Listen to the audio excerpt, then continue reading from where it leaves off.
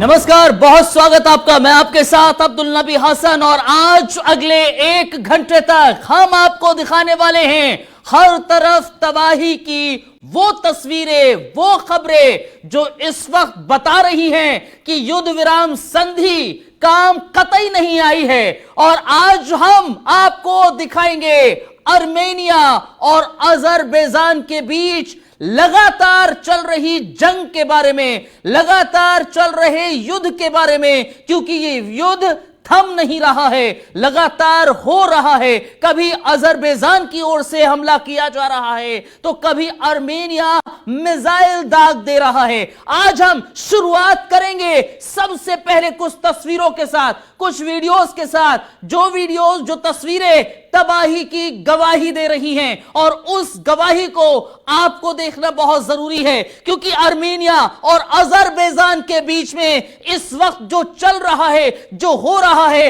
वो दरअसल होना नहीं चाहिए, क्योंकि वहां हो रहा है युद्ध जो बदल रहा है विश्व युद्ध में। संधि हो चुकी थी, बातचीत भी हो रही थी, तमाम देश बातचीत के लिए सामने भी आए और यह भी माना जा रहा था कि यह युद्ध कहीं ना कहीं थम गया है। लेकिन एकाएक मिसाइल हमला होता है और यह दर्शा देता है कि अभी भी युद्ध जारी है। तो हम आपको दिखाते हैं सबसे पहले उन तस्वीरों को, जो तस्वीरें दरअसल तबाही की गवाही दे रही हैं। उससे पहले बड़ी खबर की ओर रुख कर रहे हैं। आर्मेनिया और अजरबैजान में जंग लगातार जारी है और युद्ध विराम के ऐलान के बाद भी जंग हो रही है, जंग जारी है। युद्ध विराम के बाद भी जंग जारी है। आर्मेनिया और अजरबैजान की लड़ाई से रूस और तुर्की भी इस वक्त देखने को मिल रहा है। आर्मेनिया और अजरबैजान में दरअसल अभी भी जंग जारी है। युद्ध विराम के ऐलान के बाद भी जंग हो रही है। युद्ध विराम का ऐलान किया गया था, बातचीत हुई थी। दरअसल रूस बीच में भी आया और उसने दोनों देशों को किस तरह से संघर्ष विराम का जो उल्लंघन हो रहा है उसको लेकर कहा था कि संघर्ष विराम का उल्लंघन नहीं होना चाहिए, लेकिन बावजूद उसके अभी भी संघर्ष विराम का उल्लंघन हो रहा है, या यूं कह लें युद्ध लगातार जारी है, जंग लगातार जारी है अजरबैजान और आर्मेनिया के बीच में। और तो और यहां खबर दरअसल ये मिल रही है कि आर्मेनिया और अजरबैजान की लड़ाई से रूस और तुर्की तनाव में है। तो आपको यह बताते चले, आर्मेनिया और अजरबैजान के बीच लड़ाई लगातार जारी है। अब हम आपको दरअसल ये मैप दिखा रहे हैं और इस मैप में समझिए जरा, ये है आर्मेनिया और ये है अजरबैजान। आर्मेनिया और अजरबैजान के बीच में नागरो और काराबाख है।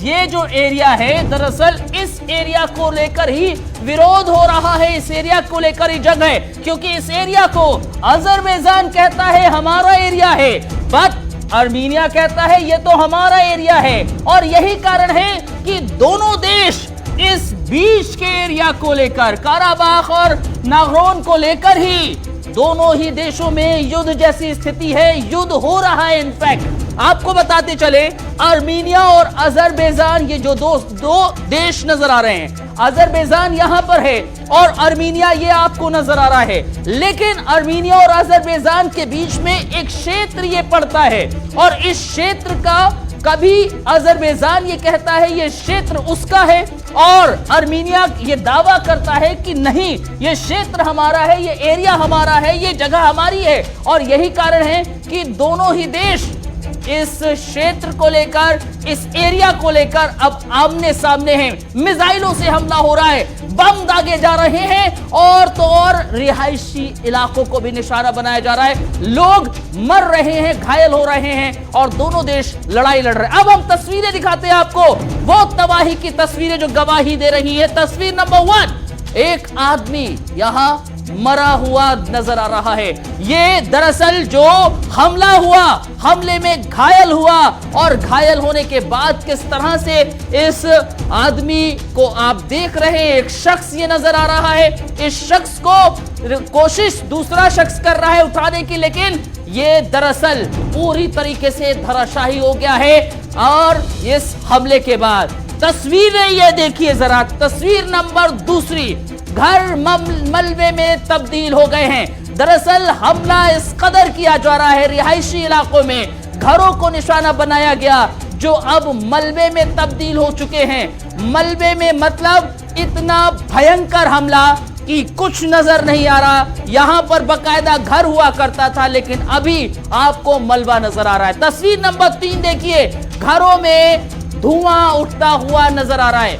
दरअसल जो मिसाइल से हमला किया गया, उस हमले की इतनी घातक तस्वीरें आपने अब तक नहीं देखी होंगी। घरों से धुएं का गुबार नजर आ रहा है, धुआं उड़ता हुआ नजर आ रहा है, घरों में आग की लपटें। तस्वीर नंबर 4 देखिए, जो धुएं का गुबार आपको हमने दिखाया, उसके बाद इस तस्वीर को देखना बहुत जरूरी हो जाता है, क्योंकि सिर्फ धुआं ही नहीं, आग की लपटें लगातार नजर आ रही हैं।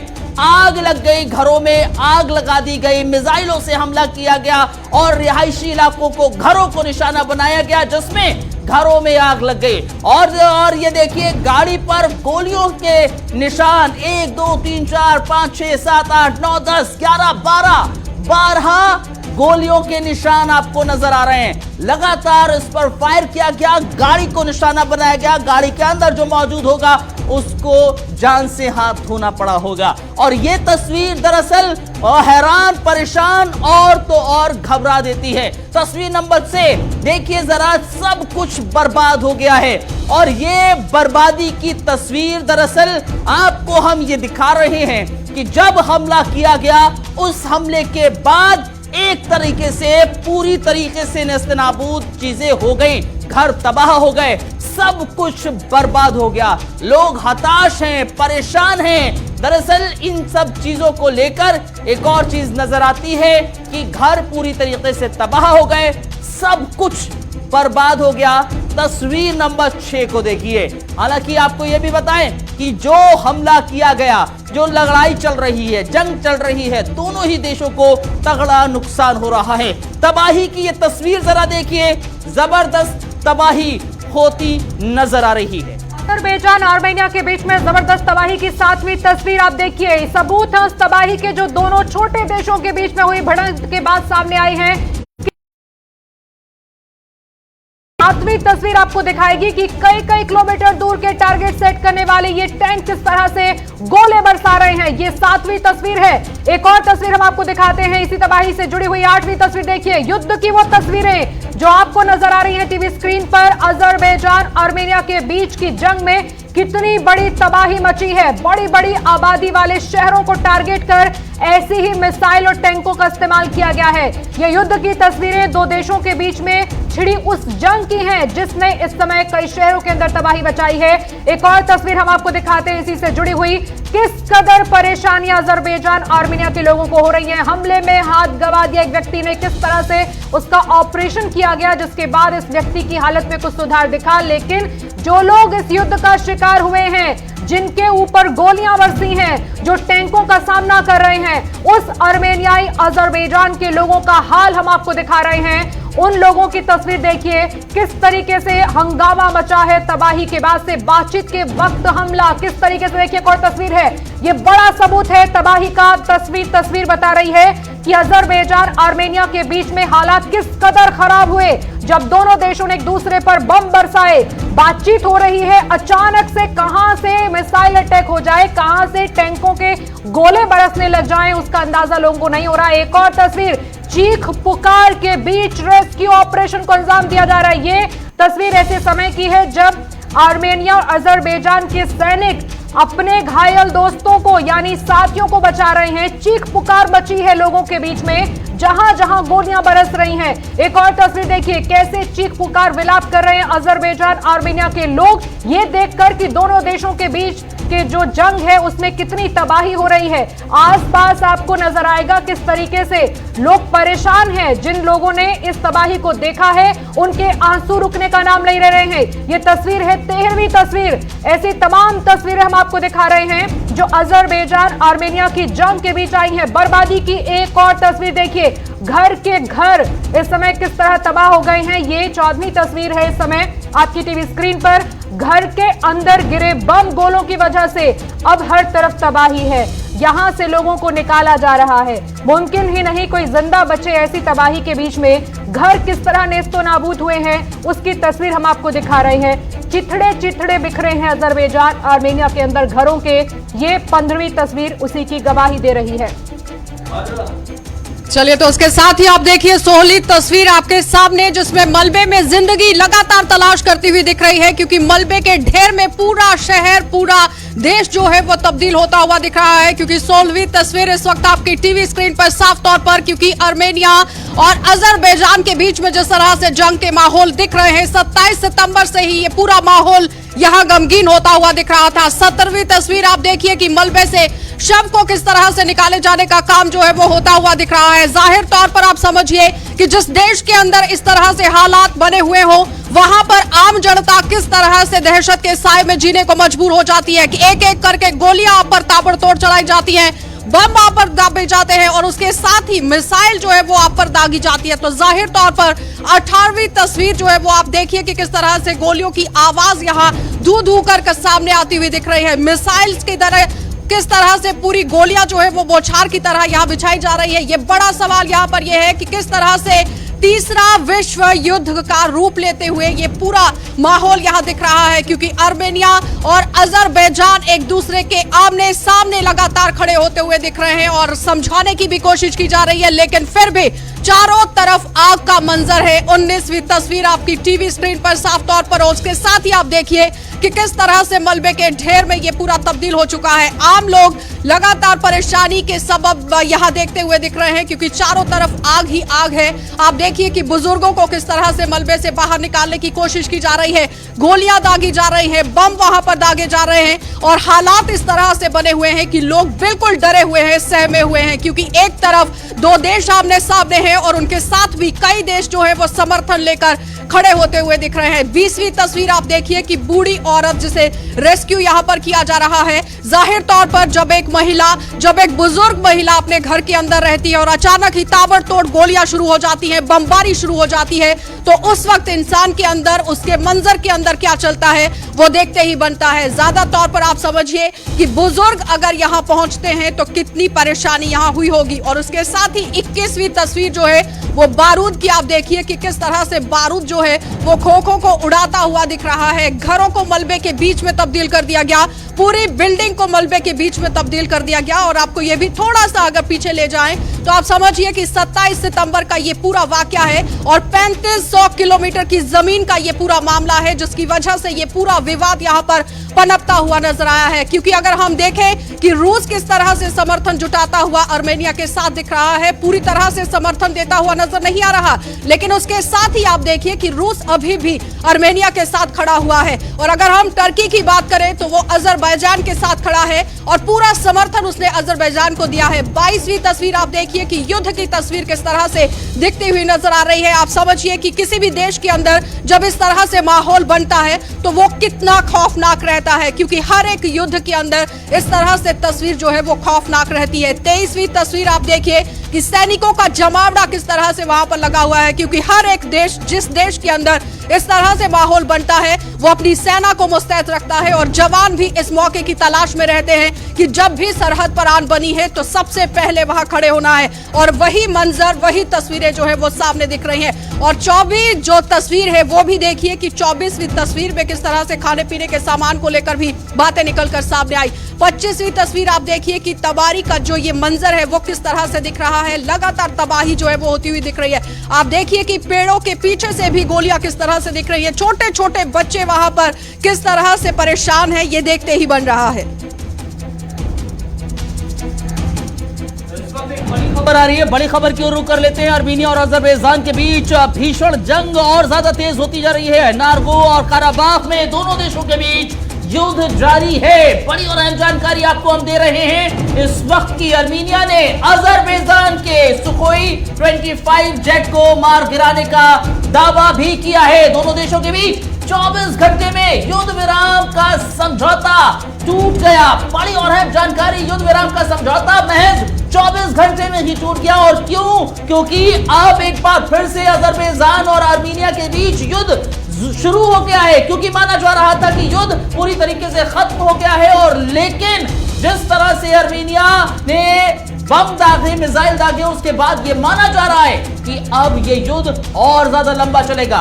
आगे की डिबेट बढ़ाने के लिए अपनी सहयोगी प्रियंका चौधरी का रुख करेंगे क्योंकि उनके साथ तमाम मेहमान जुड़े हुए हैं। Over to you Priyanka. हर तरफ तबाही को कैसे रोका जाए, ये एक शुरुआत की गई थी, लेकिन उस शुरुआत पर सबसे बड़ा झटका दिया है अजरबैजान आर्मेनिया ने 24 घंटे के भीतर। इन हालात को समझने के लिए इन पर ज्यादा बातचीत के लिए खास मेहमान हमारे साथ हैं कि दो देशों की भिड़ंत के बीच में अब कौन है जो समझा सकता है इन दोनों देशों को। अपना अपना राग है, अपने अपने दावे हैं, लेकिन शांति की बात करने वाला दोनों में से कोई तैयार नहीं है। कर्नल जितेंद्र सिंह चौहान है, डिफेंस एक्सपर्ट है, बहुत बहुत स्वागत है जितेंद्र जी आपका। संजीव श्रीवास्तव हैं, विदेश मामलों के जानकार। संजीव जी बहुत बहुत स्वागत है आपका। राजेश हमारे सहयोगी भी हमारे साथ हैं। सबसे पहला सवाल जितेंद्र जी आपसे है, अब जो हालात हैं अजरबैजान आर्मेनिया के बीच में, अगर कोई बातचीत बनी और 24 घंटों में वो बातचीत ध्वस्त भी हो गई, क्या वजह आप इसके पीछे देखते हैं और ये हालात क्या पनप रहे हैं कि फिर से बातचीत के लिए दोनों को बुलाना पड़ जाए? प्रियंका जी, सबसे बढ़िया जिस तरह से डेवलपमेंट हुए हैं कि रशिया ने क्या किया, रशिया ने इनको दोनों को एक साथ लाने की कोशिश की, क्योंकि रशिया नहीं चाहता था कि रशिया इसके अंदर डायरेक्टली इन्वॉल्व हो, क्योंकि रशिया के इन्वॉल्व होने से क्या होना था, ईरान का बहुत बड़ा रोल था। ईरान को एलिमिनेट नहीं करना चाहता था, क्योंकि अभी आप देखिए ईरान के अंदर करीब 20 मिलियन आर्मेनियन ट्रूप रह रहे हैं, तो ईरान खुल के रशिया के साथ आने के लिए तैयार नहीं था इस टाइम पे। और यही टाइम सेम टाइम एक और भी बात थी जो रशिया के सोच रहा था कि जितनी भी फोर्सेस, जो भी कंट्रीज यूएसए के खिलाफ जो हैं, वही अगर ये वॉर बढ़ती है तो वो आपस में लड़ाई उनकी शुरू हो जाएगी। वो रशिया नहीं चाहता था इस टाइम पर, और यही कारण था उसने 10 तारीख को इसने दोनों को बुलाया, समझाने की कोशिश की। लेकिन अब प्रॉब्लम कहां पे आ रही, जिस तरह से टर्की ओपनली सपोर्ट कर रहा आर्मेनिया का, क्योंकि रशिया नहीं कर रहा। देखिए आप देखेंगे टर्की ओपनली उनके सपोर्ट में आ गया है, जो कि आर्मेनिया ये उम्मीद कर रहा था कि रशिया एंड यूरोपियन कंट्रीज उसके सपोर्ट में आएंगी, तो उन्होंने कोई ओपनली सपोर्ट उनको नहीं किया अभी तक भी। तो ये चीज एक बड़ी बात हो रही है, और टर्की का रोल बहुत इंपॉर्टेंट होता जा रहा है यहाँ पे, क्योंकि टर्की अपने आप को इस्टेब्लिश करने की कोशिश कर रहा है बाकी अरब कंट्रीज के अगेंस्ट। तो अब ये देखना है कि रशिया, अभी भी अगर देखा जाए तो रशिया ही इसके अंदर सबसे ज्यादा इंपॉर्टेंट रोल प्ले कर सकता है। अगर रशिया दोनों को फिर दोबारा समझाने की कोशिश करता है, एंड साथ में टर्की को, क्योंकि टर्की और रशिया के रिलेशन इतने खराब नहीं है, क्योंकि रशिया एंड टर्की का आप देखेंगे इनकी एक्सरसाइजेज भी हुई थी। जितेंद्र जी आप सही कह रहे हैं, इससे पहले जब हम बातचीत कर रहे थे लगभग 17वां दिन है, तो 13 या 12 दिन हुए थे कि इस जंग को आगे ना बढ़ाया जाए, उसके लिए दोनों के बीच में बातचीत कराने के लिए रूस ने पहल की। लेकिन संजीव श्रीवास्तव जी, ये आग लगाने वालों की वजह से बात नहीं बन पा रही है क्या कोई और राउंड बन सकता है इस बातचीत का? क्योंकि अभी जो हालात हैं उसे आप सामान्य नहीं कह सकते। दोनों एक दूसरे को कह रहे हैं कि आप जिम्मेदार हैं, आप पहले गोली चला रहे हैं, दूसरा देश कह रहा है कि आप हमें टारगेट कर रहे हैं, आप क्यों नहीं बॉर्डर से पीछे हट रहे हैं। उस इलाके को तो खाली करने को तैयार ही नहीं जहां पर विवाद है। जी देखिए, ये जो विवाद है ये टर्की की नकारात्मक भूमिका की वजह से नहीं सुलझ पा रहा है। टर्की अपनी जो नए मुस्लिम वर्ल्ड का लीडर बनने की जो उसकी चाहत है, जो उसकी जो महत्वाकांक्षा है, उसको सिद्ध करने के लिए ये आर्मेनिया और अजरबैजान के युद्ध का सहारा ले रहा है। टर्की के राष्ट्रपति रेसेप तैयब एर्दोगान इस समय नेटो, नए ऑटोमान एम्पायर को क्रिएट करने की महत्वाकांक्षा रखते हैं, और उसके लिए वो धार्मिक विभाजन कराने की साजिश से भी बाज नहीं आ रहे हैं।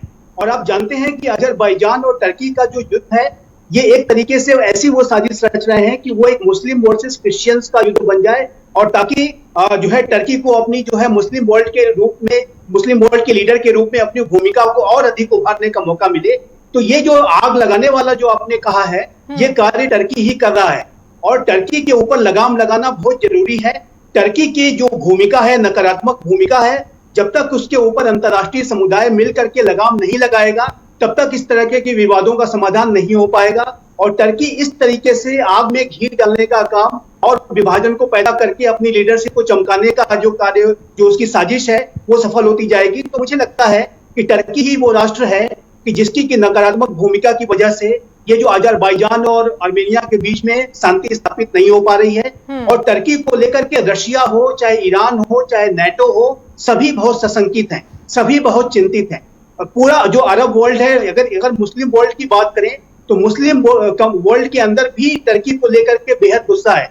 जो एक अरब यूनिटी थी उसमें भी, अरब और नॉन अरब की जो यूनिटी थी उसमें भी दरार डालने की कोशिश है, और अरब जो यूनिटी है वो टर्की की भूमिका को लेकर के बहुत अधिक सशंकित हो गई है। खासकर सऊदी अरेबिया और यूएई जैसे जो राष्ट्र हैं, जो अरब वर्ल्ड के लीडर्स माने जाते रहे हैं, संजीव वो जी टर्की दोनों के देशों को आप नई इस तरह भी महत्वाकांक्षा समझा की वजह लीजिए, से, अगर टर्की इस सीन में रहेगा तो तबाही या कुछ ना कुछ छोटा मोटा चलता रहेगा दोनों देशों के बीच में, जिससे ये दुश्मनी खत्म नहीं होने वाली है।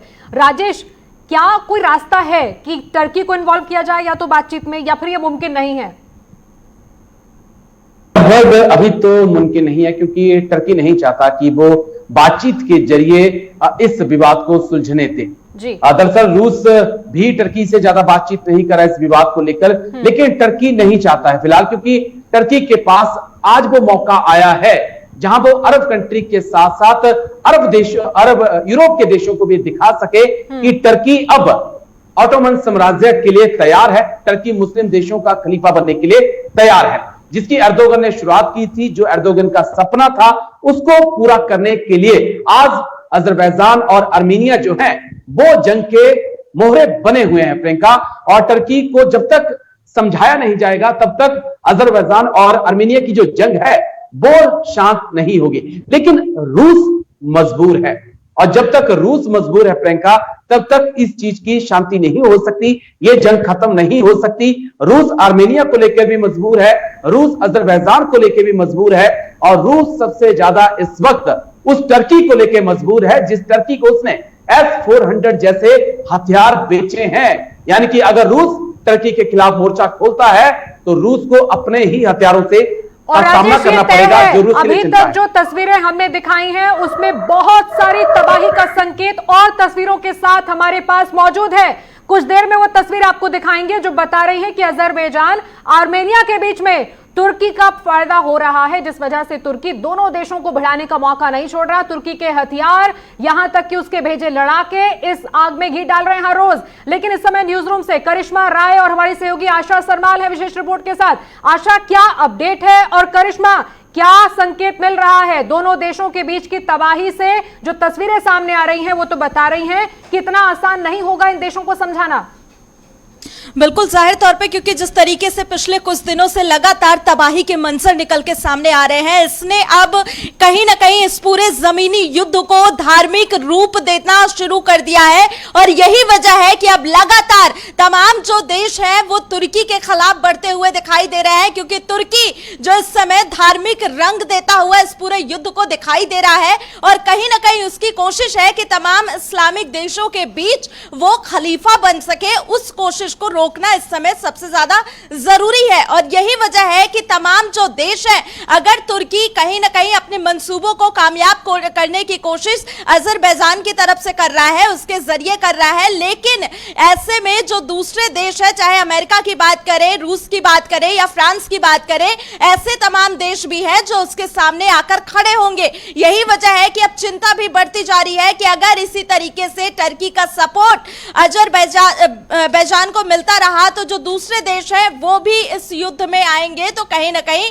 ये मुद्दा और ज्यादा गर्माता दिखाई देगा। और जिस तरीके से संधि करने की कोशिश की गई थी, जिस तरीके से रूस की तरफ से कोशिश की गई थी किसी तरीके से इस युद्ध को खत्म करने की, उसका भी उल्लंघन किया गया, जो कि कहीं ना कहीं तुर्की के जो मंसूबे हैं उसे दिखाता है साफ तौर पे। और आशा, क्योंकि अभी पिछले 17 दिन में जो हमने देखा है उसके बाद तो ये अंदाजा लग गया है कि अब तुर्की चाहे बात करे ना करे, लेकिन वो लंबे समय तक कोशिश करेगा इस मामले को भड़काने की, चाहे रूस कितना भी प्रयास कर ले। देखिए प्रियंका, सबसे पहले तो अगर हम रूस और तुर्की की ही बात करें तो जाहिर तौर पर उन दोनों में कोई मतभेद नहीं है। मतभेद अगर है तो तुर्की का आर्मेनिया के साथ है, क्योंकि वो नहीं चाहता है कि भूमि जो है वो आर्मेनिया ले जाए, क्योंकि सिर्फ और सिर्फ 3500 किलोमीटर की भूमि की वजह से ये पूरा विवाद जो है वो पनपा है। तो जाहिर तौर पर तुर्की बिल्कुल भी पीछे हटना नहीं चाहता है। हर एक देश ये समझाने की कोशिश कर रहा है कि जंग जैसे माहौल ना बनाए जाए, क्योंकि थोड़ा सा यहाँ पर समझना बहुत जरूरी है कि अगर रूस यहाँ पर समर्थन देता हुआ नजर आ रहा है, लेकिन पूरी तरह से उसने ये नहीं कहा कि युद्ध के अंदर आप तब्दील हो जाइए या फिर आप युद्ध की स्थिति यहां पर क्रिएट जो है वो कर दीजिए, क्योंकि अगर युद्ध होता है प्रियंका तो जाहिर तौर पर ये तीसरे विश्व युद्ध की तरह होगा, क्योंकि अगर रूस यहां पर आर्मेनिया की जगह पर लड़ाई लड़ने की कोशिश करता है तो जाहिर तौर पर अमेरिका बीच में कूदेगा, और अगर अमेरिका बीच में कूदा है तो फ्रांस कूदेगा, फ्रांस के बाद अलग अलग देश जो है वो भी कूदते हुए नजर आएंगे, यानी कि बहुत सारे देश जो है वो इसमें कूदते हुए नजर आएंगे। तो जाहिर तौर पर अब यह समझना बहुत जरूरी है कि टर्की अगर कुछ समझता है या चाहता है तो उस पर नहीं सोच विचार कर रहा है, क्योंकि ज्यादातर हमने देखा कि संधि का भी किस तरह से उल्लंघन हुआ। 2018 की बात, बहुत शुक्रिया दोनों का इस बड़ी अपडेट के लिए। लेकिन ये तो तय है कि 24 घंटे जो संधि नहीं चली, जो किसी काम नहीं आई, अब वो लेकर आ रही है तबाही। हर जगह तैयारी चल रही है। बड़ी अपडेट अब्दुल के पास जी। बड़ी खबर है, और बड़ी खबर क्यों रुक कर रहे हैं, देखिए समझिए जरा। लंबी लड़ाई से इस वक्त स्थिति बेहद तनावपूर्ण है। आर्मेनिया और अजरबैजान के संघर्ष में अब तक सैकड़ों लोगों की जान जा चुकी है। लंबी लड़ाई से राख के ढेर में तब्दील होता नजर आ रहा है नारगोन। और इस समय अगर देखा जाए, आपको बताएं, रूस के हस्तक्षेप के बाद भी दोनों देशों में शांति की स्थिति नहीं नजर आ रही है। दोनों देशों के बीच 24 घंटे में ही युद्ध विराम टूट गया। बड़ी और अहम जानकारी दरअसल ये है कि इस वक्त स्थिति सही नहीं है, लड़ाई अभी लंबी चलेगी। समझिए जरा कैसे। युद्ध विराम संधि के कुछ मिनटों के बाद ही दोनों पक्षों ने एक दूसरे पर इसे जो तोड़ने का आरोप लगाया, जो युद्ध विराम की संधि थी। आर्मेनिया ने अजरबैजान पर, आर्मेनिया के अंदर एक बस्ती पर हमला करने का आरोप लगाया है। अजरबैजान पर आर्मेनिया के भीतर एक बस्ती पर हमला करने का आरोप लगाया है। आर्मेनियाई ने आरोप लगाया है कि संधि दोनों के 2 मिनट बाद ही अजेरी बलों ने आक्रामक रुख अख्तियार कर लिया था। इसके बाद दरअसल लड़ाई अभी लंबी चलने की स्थिति है बनी हुई। आरोप तमाम लगाए गए हैं। आर्मेनिया ने अजरबैजान पर आरोप लगाया और कहा एक हमले में उनके 2 लोगों को मार दिया गया।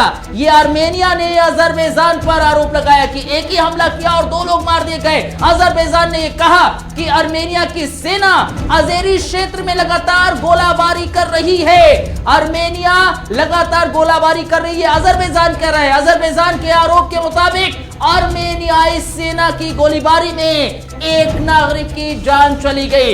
इसके अलावा दोनों पक्ष लगातार एक दूसरे पर आरोप भी लगा रहे हैं। युद्ध के साथ वाक युद्ध भी शुरू हो गया है, ये समझने वाली बात है। युद्ध भी हो रहा है, वाक युद्ध शुरू हो चुका है। युद्ध विराम या जंगबंदी आपसी समझौते से लड़ाई रोक देते हैं, ये आपको बता रहे हैं हम। आखिर लड़ाई क्यों लंबी चलेगी और युद्ध विराम संधि क्या होती है, समझिए जरा।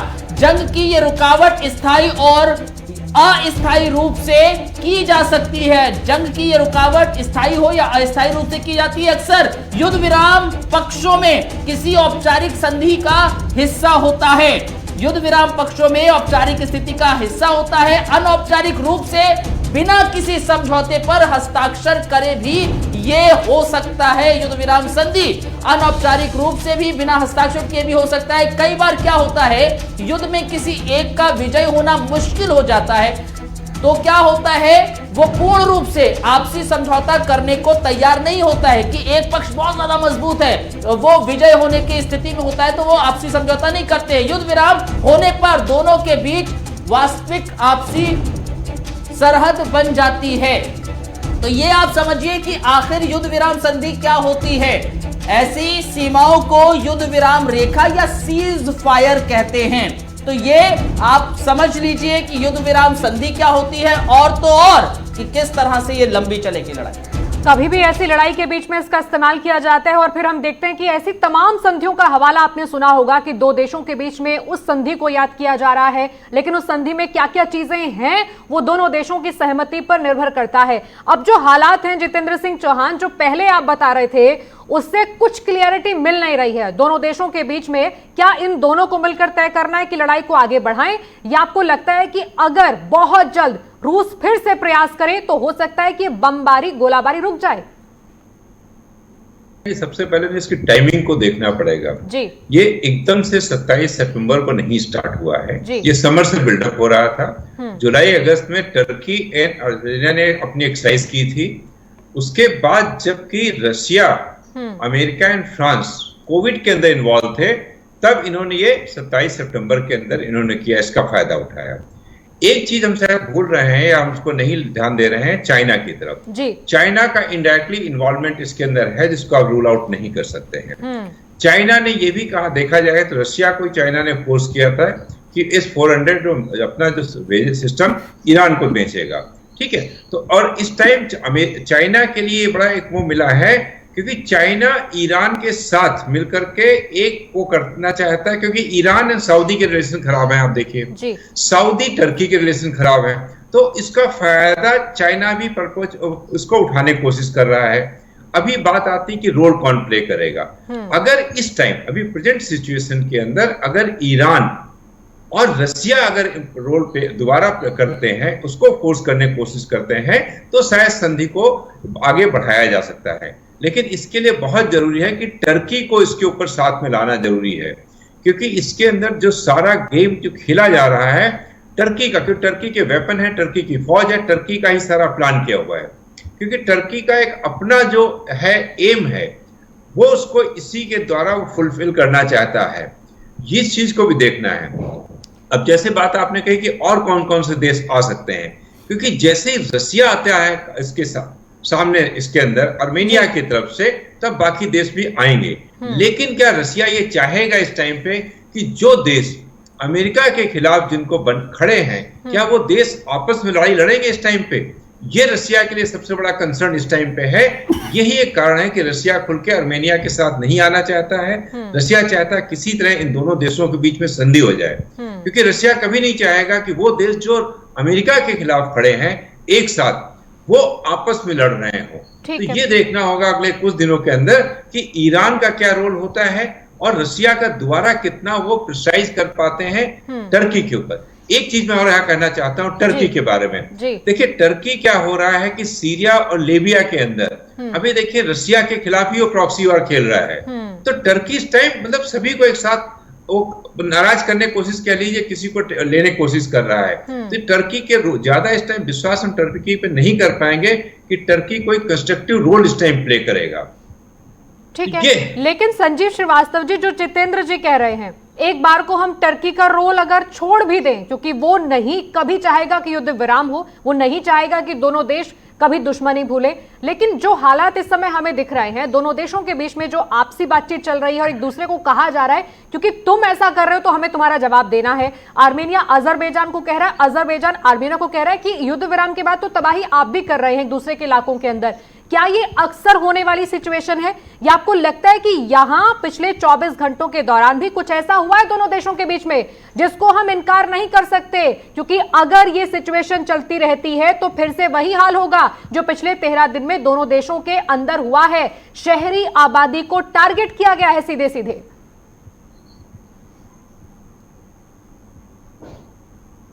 ने कहा सबसे ज्यादा नेगेटिव है, लेकिन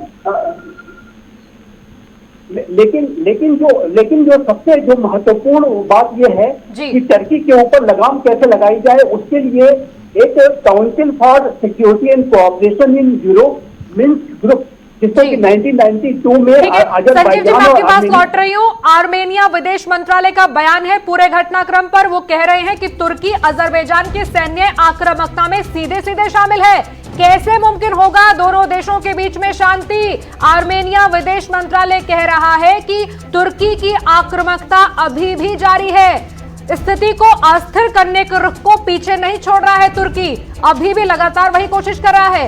अजरबैजान को तुर्की के समर्थन ने तुर्की की आकांक्षाओं के साथ साथ बाकी अन्य पड़ोसी मुल्कों के लिए मुसीबत बना दिया है। अन्य पड़ोसी क्षेत्रों के साथ विस्तारवादी महत्वाकांक्षाओं के लिए लगातार तुर्की ऐसे प्रयास कर रहा है जिसका मकसद है दो देशों के बीच में अशांति पैदा करना।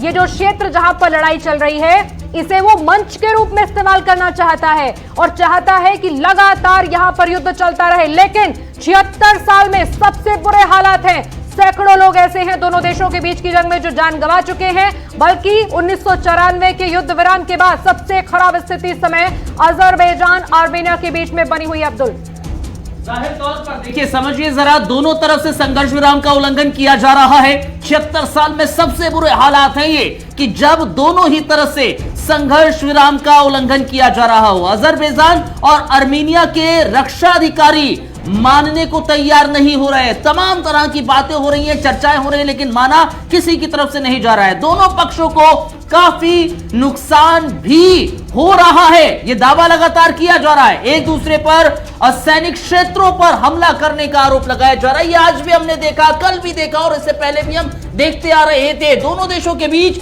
जारी युद्ध में अब रूस और तुर्की के कूदने का खतरा पैदा हो गया है। सवाल यहां पर बहुत सारे उमड़े हुए हैं। रक्षा समझौते के तहत रूस आर्मेनिया का समर्थन कर रहा है क्योंकि उसका रक्षा समझौता उसके साथ है। संधि के कारण आर्मेनिया की जमीन पर हमला करता है तो रूस को साथ देना ही होगा। और तो और अजरबैजान के साथ नाटो देश टर्की और इजराइल हैं। अजरबैजान के साथ टर्की और इजराइल हैं जो नाटो देश हैं। टर्की ने यह साफ कर दिया है कि हर तरह की लड़ाई में अजरबैजान की जनता के साथ आगे खड़े रहेंगे, यानी कि उनके साथ कंधे से कंधा मिलाकर खड़े होंगे। आर्मेनिया के साथ कौन है समझिए जरा। रूस, फ्रांस, अमेरिका, ग्रीस, सऊदी अरब, ये वो देश है जो आर्मेनिया के साथ खड़े हुए हैं। वही अजरबैजान के साथ तुर्की, पाकिस्तान और ईरान है। तो ये समझिए कि आर्मेनिया और अजरबैजान के साथ इस वक्त कौन कौन से देश खड़े हुए हैं और हम आपको ये दिखा रहे हैं। यही तो देश हैं जो तय कर रहे हैं कि अजरबैजान आर्मेनिया के बीच के हालात क्या सामान्य होंगे या तनाव बढ़ेगा। लेकिन तुर्की सबसे बड़ी टेंशन बन गया है दुनिया के लिए। एक ऐसा युद्ध क्षेत्र छेड़ दिया है तुर्की ने जिसको रोकना मतलब तुर्की की महत्वाकांक्षाओं का अधूरा रह जाना। राजेश, तुर्की की अपनी महत्वाकांक्षाएं एक ऐसा युद्ध क्षेत्र इस समय बना चुकी हैं अजरबैजान आर्मेनिया को, जिसमें क्या आने वाले समय में अजरबैजान आर्मेनिया के अंदर अगर फिर से किसी तरह की लड़ाई शुरू होती है तो क्या तुर्की सीधे कूदने को तैयार है? अपने हथियार भेजने का क्या मतलब है उसका? हाँ बिल्कुल, कूदने को तैयार नहीं है प्रियंका, कूद चुका है क्योंकि आज जब कोई विमान जो नहीं, मैं कह रही हूं कि राजेश ये जो सपोर्ट है, ये जो सपोर्ट है, क्या ये तुर्की को सीधा वहां जाकर लड़ने पर मजबूर कर सकता है क्या? बिल्कुल, वहां जाके तुर्की नहीं लड़ेगा। तुर्की पीछे से गेम खेल रहा है प्रियंका अभी तक तो। अभी हो सकता है कि अगर हालात बिगड़े जिस प्रकार से एर्दोगन ने कहा है कि वो अजरबैजान का खुल के समर्थन करेंगे, तो अगर यूरोप के देश इस जंग में कूदते हैं तो तुर्की भी इस जंग में कूदेगा। लेकिन यहां पे हमें समझना यह जरूरी है कि रूस क्यों चुप है। रूस क्यों चुप है? रूस की ये जो खामोशी है प्रियंका, उसकी वजह से दोनों देशों के बीच में जंग है। दरअसल आर्मेनिया के साथ उसका समझौता है, लेकिन अजरबैजान के साथ भी उसके काफी अच्छे रिश्ते हैं। और तुर्की को लेकर तुर्की एक ऐसा मोहरा है जिसके जरिए रूस ने नाटो देशों के अंदर घुसपैठ की, नाटो देशों को तोड़ा और तुर्की को अपने साथ में लिया, तुर्की को अपने हथियार दिए और आज वही तुर्की जो है रूस के खिलाफ खड़ा है। तो कह सकते हैं कि जो सब कुछ इस वक्त तुर्की, अजरबैजान, आर्मेनिया और रूस के बीच में चल रहा है वो रिश्तों का घोलमेल है। और जब तक रूस खुल के तुर्की का विरोध नहीं करेगा प्रियंका, तब तक यह विवाद नहीं सुलझेगा। क्योंकि अजरबैजान कोई बहुत बड़ा देश नहीं है, बहुत बड़ी ताकत उसके पास नहीं है। आर्मेनिया के पास भी उतनी ही ताकत है जितनी अजरबैजान के पास है, लेकिन उसके साथ तुर्की खड़ा है, तुर्की अपने हथियार दे रहा है और तुर्की ने अपने सैनिक भेजे हैं। इसमें कोई दो राय नहीं है कि तुर्की ने अपने सीरिया से जितने आतंकवादी थे और पाकिस्तान के जितने आतंकवादी थे वो इस जंग का हिस्सा है।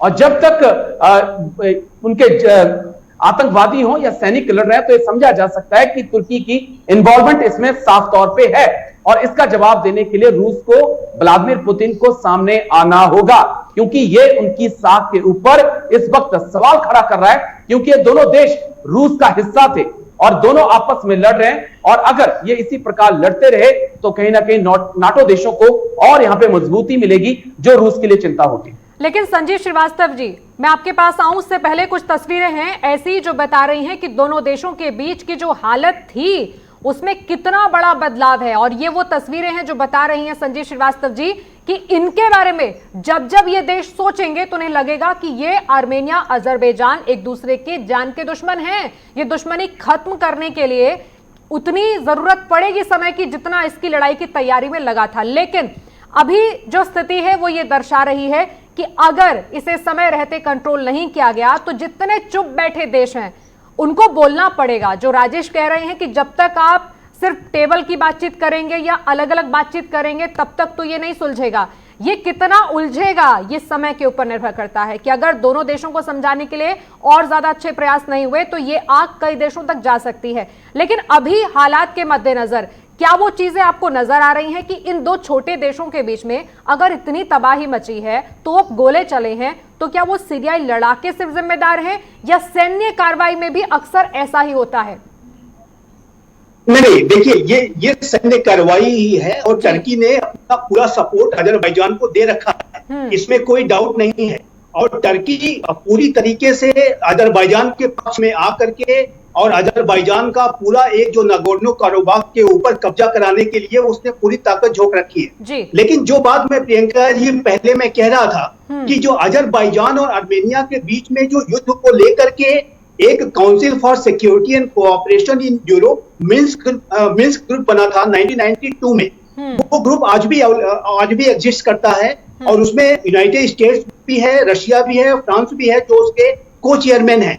और ये जो ग्रुप है ये जब तक एक्टिव होकर के टर्की के ऊपर लगाम लगाने के लिए और टर्की की पूरी भूमिका को जो है एक सीमित करने के लिए जब तक कार्य नहीं करेगा, जब तक यूनाइटेड स्टेट्स ऑफ अमेरिका अपना जो है सक्रिय रोल इसमें प्ले नहीं करेगा, तब तक मुझे लगता है कि टर्की जैसे राष्ट्रों के ऊपर लगाम लगाए जाना काफी मुश्किल साबित होगा। अभी आप देख रहे हैं कि रशिया के लिए काफी कठिन साबित हो रहा है। रशिया ने कोशिश जरूर की लेकिन ये जो कोशिश 24 घंटे के अंदर ही बिखर गई और फिर से ये युद्ध शुरू हो गया। तो अब ये जिम्मेदारी बनती है अमेरिका जो यूरोप जैसे राष्ट्रों की, जो कि एक नेटो के मेंबर हैं और टर्की भी नाटो का सदस्य है, कि वो टर्की के ऊपर एक दबाव बनाए, टर्की को जो है हर तरीके से उसे धमकाएं और उसे बताएं कि आपका जो रास्ता है बिल्कुल गलत है और आप इस तरह के रास्ते पर अगर चलेंगे तो आपको अपनी नेटो की सदस्यता भी खोनी पड़ सकती है। जब तक इस तरह की चेतावनी टर्की को जारी नहीं की जाती अमेरिका और यूरोप की तरफ से, तब तक मुझे लगता है कि रशिया के लिए भी पूरी सिचुएशन को संभालना बहुत ही कठिन साबित होगा। और यदि टर्की अपनी इसी विभाजनकारी मंशा में सफल होता रहा तो जाहिर है कि ये जो तनाव है ये वाइडर मुस्लिम क्रिश्चियन कॉन्फ्लिक्ट में बदलेगा और ये इसका एस्केलेशन और जगहों पे हो सकता है। तो अब वर्तमान में अगर आप देखें तो नेटो के सदस्य भी बहुत चिंतित हैं, रशिया भी चिंतित है, अमेरिका चूंकि अपनी इलेक्शंस में बिजी है, प्रेसिडेंट ट्रंप को कोरोना की बीमारी थी और अभी समय पूरी तरीके से वो इलेक्शन मोड पे हैं, इसी वजह से वो आर्मेनिया और अजरबैजान के युद्ध पर ज्यादा ध्यान नहीं दे रहे हैं। लेकिन यदि ऐसी ही स्थिति बनती रही तो अमेरिका को भी आना पड़े कि जो बड़े बड़े देश चुप बैठे हैं उनकी चिंता इस समय कुछ और है, इसलिए अजरबैजान आर्मेनिया की चिंता छोड़ दी देशों ने। देखिए प्रियंका जी, ने पहले ही कहा था जो टाइमिंग सिलेक्ट किया है टर्की ने वो बहुत इंपॉर्टेंट था। उसने टाइमिंग लिया उस टाइम है कि जिससे अमेरिका इलेक्शन के अंदर व्यस्त था और कोविड की अलग प्रॉब्लम चल रही थी, तो उसको पता था ये सारे देश एकदम से नहीं आएंगे। अभी इसके अंदर रशिया का जो रोल बहुत इंपॉर्टेंट हो जाता है। अब रशिया के साथ एक और प्रॉब्लम हो रही है क्योंकि अफगानिस्तान के जो मिशनरीज हैं वो भी आर्मेनिया पहुंच चुके हैं, वो भी उसकी तरफ से लड़ाई लड़ रहे हैं। अब जो उनकी इंटेलिजेंसीज जो बता रही हैं रशिया की, उनका ये डर सता रहा है कि कहीं ये अफगानिस्तानी मिशनरी जो आर्मेनिया में लड़ाई लड़ रहे हैं आज की डेट में, कल कोई रशिया की तरफ न रुक कर लें। ये उनके लिए एक चिंता का विषय है। तो रशिया इसे बहुत ही संभल के अपने जितने भी कार्ड खेल रहा है वो संभल के खेल रहा है। लेकिन रही टर्की की बात, जैसे राजेश जी ने भी कहा कि टर्की ऑलरेडी इसमें कूद चुका है। मतलब एक तरह से देखा जाए युद्ध टर्की का ही है कि टर्की हर तरफ वेपन दे रहा है, उसके जवान वहां पर हैं और तो और उसके एयरक्राफ्ट भी देखे गए हैं वहां पे। तो अगर ऐसे हालात में टर्की ओपनली कर रहा है, इस समय बहुत जरूरी है इंटरनेशनल कम्युनिटी को कि टर्की के ऊपर लगाम लगाना, क्योंकि जब तक टर्की के ऊपर लगाम नहीं लगाया जाएगा तब तक ये शायद प्रॉब्लम सॉल्व नहीं हो पाएगी। और इसमें ईरान को भी अपना इंपॉर्टेंट रोल प्ले करना पड़ेगा। ईरान भी न्यूट्रल नहीं रह सकता है क्योंकि ईरान की एक समस्या के वही है कि आर्मेनिया के जो टर्की वहां 20 मिलियन पॉपुलेशन है उसकी तरफ वो देख रहे हैं, लेकिन उसको भी अगर ईरान एक्टिव रोल प्ले करता है तो शायद टर्की के ऊपर थोड़ा दबाव पड़ेगा इसका। तो इस चीज को है कि जब तक ये समय है, इस समय जो आप कह रहे हैं कि कुछ कुछ देश हैं जो अपनी अपनी एक्टिविटीज में उलझे हैं, इस वजह से अजरबैजान आर्मेनिया की तरफ नहीं देख रहे हैं। ये तो हाई टाइम है। तस्वीरें दिखाते हैं आपको जल्दी से, 10 ऐसी तस्वीरें जो बता रही है कि अगर ये देश बड़े बड़े चुप बैठे हैं तो क्या ये इस तबाही को आगे बढ़ाने का संकेत नहीं है? जल्दी से दिखाई वो तस्वीरें जिसमें अलग अलग जगहों पर हुई तबाही में ये अंदाजा है कि अब टर्की चाहता है कि ये तबाही अजरबैजान आर्मेनिया के बीच में ना रुके, ये जंग चलती रहे। 10 तस्वीरें ऐसी हैं जो अलग अलग इलाकों के अंदर से सामने आई हैं।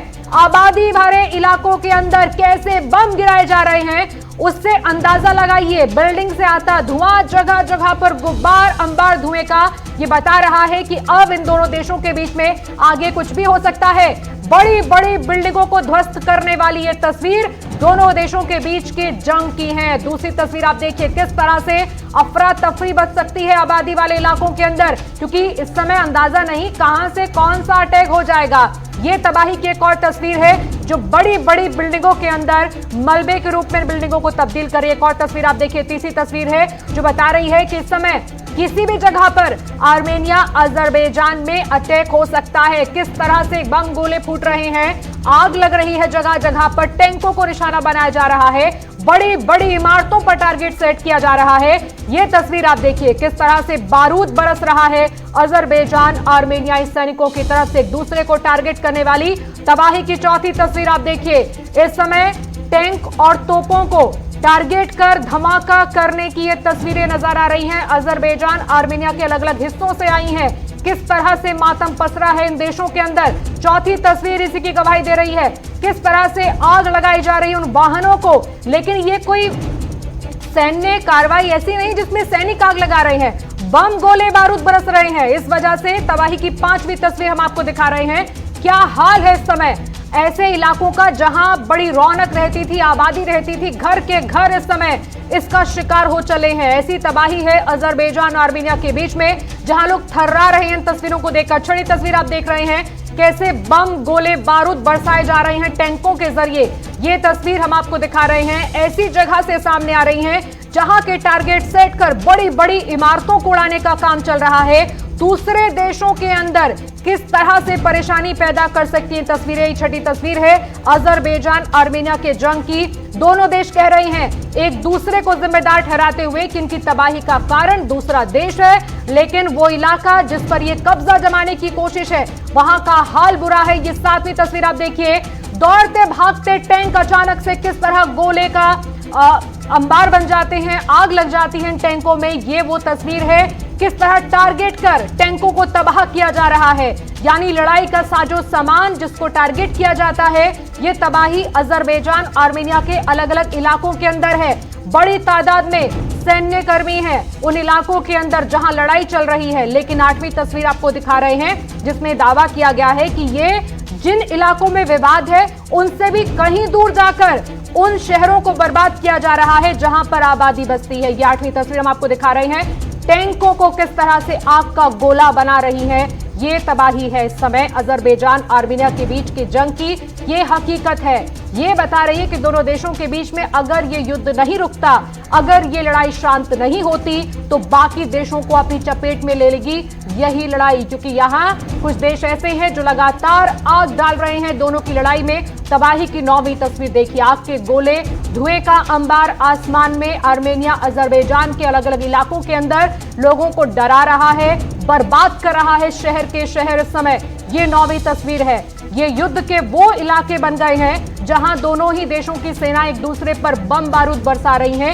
ये 9वीं तस्वीर इसी की गवाही देती है। एक और आखिरी तस्वीर आपको दिखाते हैं, तबाही की 10वीं तस्वीर आप देखिए, जो सैनिक लड़ रहे हैं उनके आसपास कैसे बम बारूद बरस रहा है, गोले बरस रहे हैं, उसकी यह तस्वीर है। आंखों से दहशत और आंखों के सामने अंधेरा, धुआं, यही इन सैन्य इलाकों का हाल हो चला है।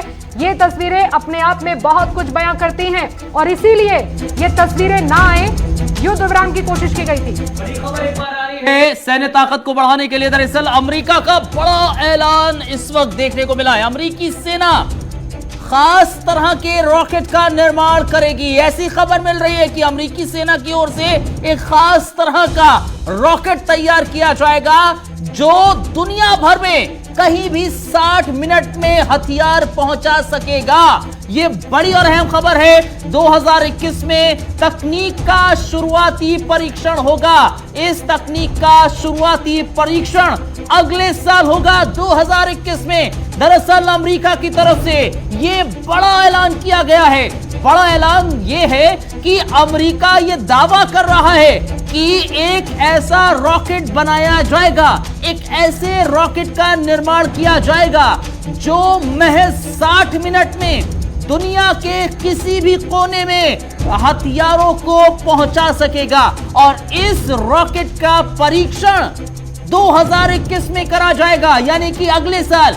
अमेरिका का यह दावा है, अमेरिकी सेना का यह दावा है। एक और अहम खबर की ओर बढ़ते हैं। किम जोंग उन ने रोते हुए नागरिकों से माफी मांगी है। कार्यक्रम में तानाशाह किम जोंग उन रो पड़ा है। बड़ी और अहम जानकारी, वो शख्स जो अपनी हेकड़ी से दुनिया भर में जाना जाता है, उसके आंसू निकल आए। किम जोंग उन ने रोते हुए अपने नागरिकों से माफी मांगी है। दरअसल खबर यह है कि किम जोंग उन ने माफी मांगी है और ऐसी माफी नहीं है, आंखों से आंसू निकलते नजर आए किम जोंग उन के उस तानाशाह के जो कभी सर झुकाता नहीं है, हमेशा अपनी तानाशाही दिखाता नजर आता था। वीडियो आप देखिए, वीडियो में आपको नजर आएगा किम जोंग उन जो इस वक्त अपनी जनता को संबोधित कर रहा है और वो बीच में ही रो पड़ता है, आंखों से आंसू निकल पड़ते हैं। दरअसल किम जोंग उन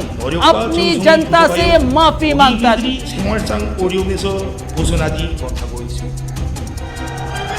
तस्वीरें आप देख सकते हैं। दरअसल किम जोंग उन की ये तस्वीरें हैं उस सन की तानाशाह की जिसकी सनक के बूते ये देखा गया कि किस तरह से सनक इसकी थी और पूरे दुनिया में किम जोंग उन तानाशाहों में गिनती होती है जो कभी किसी की सुनता नहीं है। लेकिन आज ये तस्वीर बता रही है किम जोंग उन इस वक्त किस स्थिति में। 보답이 따르지 못해 정말 면목이 없습니다। दरअसल आपको बताते चले, किम जोंग उन की ये जो तस्वीर, ये वीडियो आप देख रहे हैं, इस वीडियो के जरिए ये समझने की कोशिश कीजिए कि आखिर इस वक्त किस सिचुएशन में गुजर रहा है। इस समय तमाम मेहमान हमारे साथ बने हुए हैं क्योंकि अभी कई देश ऐसे हैं जहां पर एक दूसरे के लिए आंखों में दुश्मनी नजर आती है, लेकिन कितने ऐसी जगह हैं जितेंद्र जी जहां पर बात बिगड़े ना बनाने वाले बहुत होते हैं। लेकिन अगर हम इन दोनों देशों को देखते हैं, अजरबैजान आर्मेनिया को, तो लगता है कि अगर एक देश ने इन दोनों के बीच में युद्ध को आगे बढ़ाने की ठानी है तो पीछे जो तमाम इनके सपोर्टर हैं जो बातचीत का रास्ता ला सकते हैं, 13 दिन तक मूक दर्शक बने रहे, क्या वो भी चाहते हैं कि तबाही आगे बढ़े? देखिए प्रियंका जी, इंटरनेशनल कम्युनिटी में होता क्या है, हर देश अपना पहले देखता है फिर दूसरे देश का देखता है। ठीक है, तो अभी जो टर्की के साथ, टर्की ने क्या इस जो भी हालात है उसका फायदा उठाने की कोशिश की है, लेकिन साथ में ये भी सच्चाई है कि बाकी इंटरनेशनल कम्युनिटी शांत नहीं बैठ सकती, चुपचाप इसको चुपचाप नहीं देख सकती है। नाटो कंट्रीज ने ऑलरेडी टर्की को वार्निंग दे दी है कि इसको टर्की नाटो से एक्सपेल किया जा सकता है। ये वार्निंग ऑलरेडी आ चुकी टर्की को, केवल इसी की वजह से। दूसरी चीज जो हमने है कि अभी जैसे इससे पहले बात हुई है कि संजीव ने बताया था कि अभी यूएसए का रोल भी आना, अभी ये यूएसए इसमें चुपचाप नहीं बैठ सकता। अब कहीं यूएसए भी आना है ऐसा, तो उसके हिसाब से तो फिर यूएस लंबे टाइम तक चुप रह सकता है।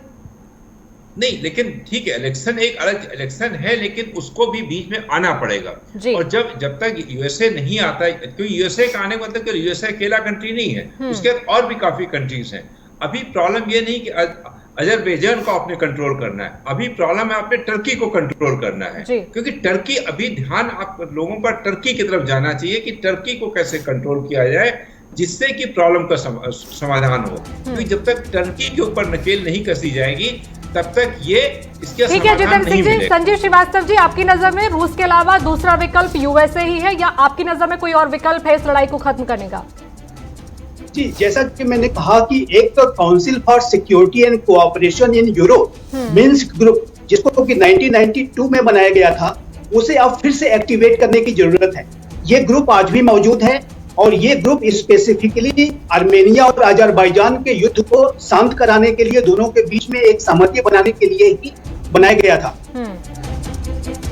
आप सभी मेहमानों का बहुत बहुत शुक्रिया इस बीच बातचीत के लिए। कई तरीके हैं जिससे इन दोनों देशों के बीच में लड़ाई रुक सकती है, लेकिन फिलहाल एक ही बात पर विचार हो रहा है, क्योंकि 24 घंटों पहले कवायद की गई थी दोनों देशों के बीच में लड़ाई रोकने की, वो फेल होती नजर आ रही है। इसलिए कहा जा रहा है कि तमाम वो विकल्प जो इस समय हैं इन दोनों देशों के पास, वो इनको तलाशने चाहिए। लेकिन इन दोनों के देशों के बीच में जो फायदा तुर्की उठा रहा है, उन दोनों देशों को एहसास होना चाहिए कि अपनी बर्बादी से वो तुर्की के लिए खुशहाली ला रहे हैं। फिलहाल के लिए इतना ही, फिर हाजिर होंगे।